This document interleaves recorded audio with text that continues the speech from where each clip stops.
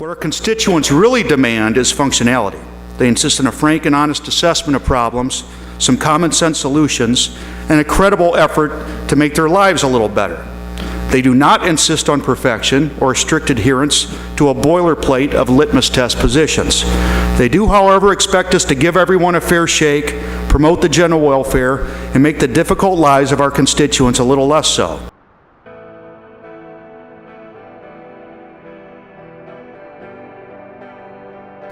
And this amendment raises minimum wage flat out to $8.25 an hour. It raises it $1 to help those that we call the working poor in our state have a little extra money in their pocket to spend within our communities. Also, this amendment addresses another huge issue that we have in our state. And unfortunately, Indiana is mentioned in 10 worst states on this topic.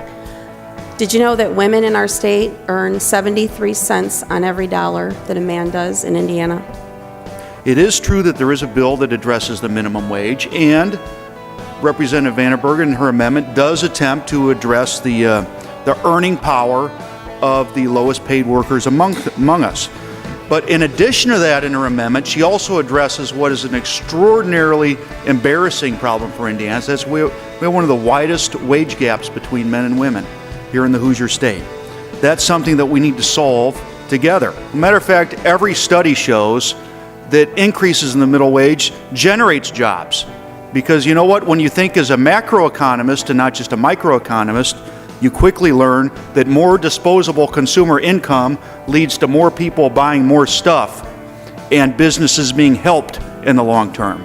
Because you know what, maybe the cost of labor in your business matters. It also matters if people are walking in through your front door because they've gotten a paycheck with a little bit extra money to spend somewhere. We're asking that we help working people, those who work from 9 to 10. They'll spend the money. They'll put it back into the economy versus banking it. They'll utilize it. This is a way to spur economic growth.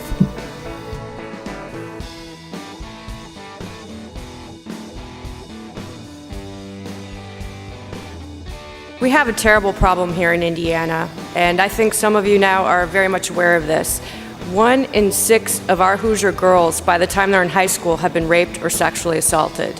We first learned of this after 2008 when the Centers for Disease Control put out a national study advising us of these numbers. We are second only to the state of Wyoming, second worst in the nation. And I know you share with me the feeling that that's just not good enough.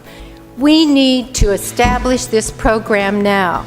There is no reason not to. The money is there. The need is critical.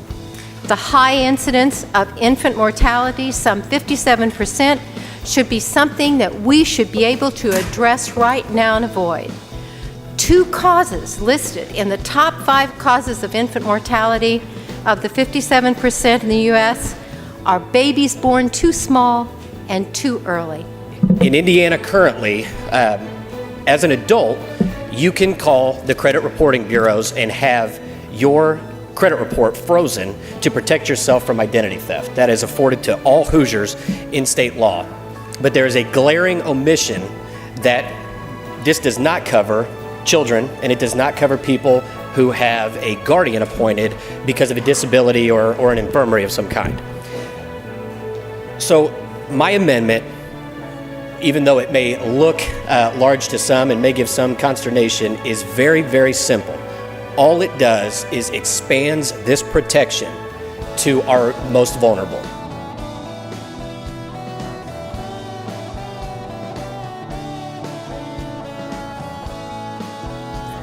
Indiana faces very deep problems, and we need to address those real problems.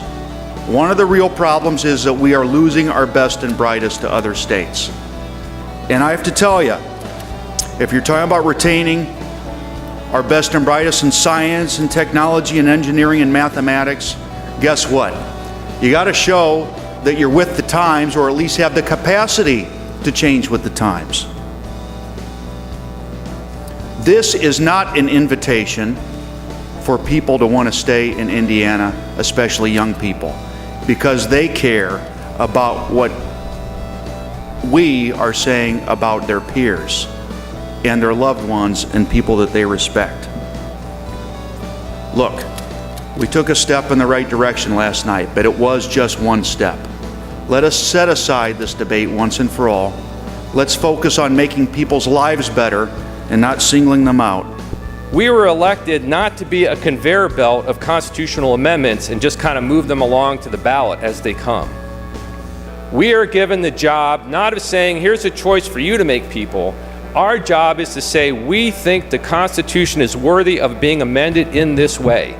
We are recommending to the people that it be put in the Constitution and asking for their consent. We're not saying, nah, take it or leave it. We're saying we think it belongs in there. But I think the right decision is to end this now and not spend the rest of this year tearing ourselves up, tearing our public up. Let every person make up their own mind who they want to be married to. And let their church decide whether they want to bless that or not. That's my recommendation to you, and I urge you all to vote no on this amendment.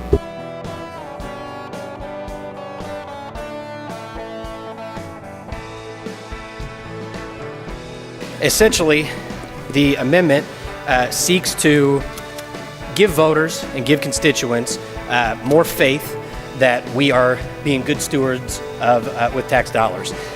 This essentially would prevent anyone who is the recipient of a grant or a loan from the IEDC and their immediate family and members of the business from making political contributions to a candidate or to a political party.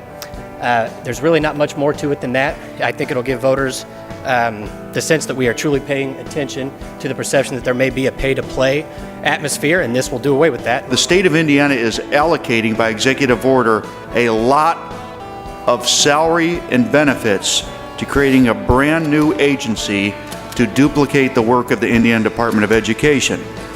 And as a matter of fact, just by my estimation, 6 of these folks are even drawing salaries higher than what our state superintendent, the highest elected official with respect to education, with respect to what she is earning. And that's all fine. I'm sure these are all terrific folks, but the fact of the matter is that we shouldn't be creating new bureaucracy simply because we find some folks a little bit inconvenient to work with. Now, the amendment deals with corporations, oftentimes out of state, who come into our state and offer us many jobs, come to the ribbon cutting, we have a great party, and then we find out later that the jobs didn't materialize. And maybe, in fact, maybe incentives were given to bring those jobs here and a fraud was committed where the jobs didn't materialize. It's hard to know if that's happened without proper reporting for the public.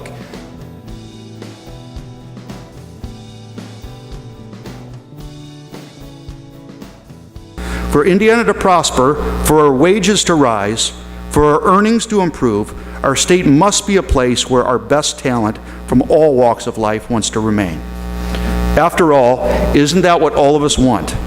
For our children to prosper right here in Indiana.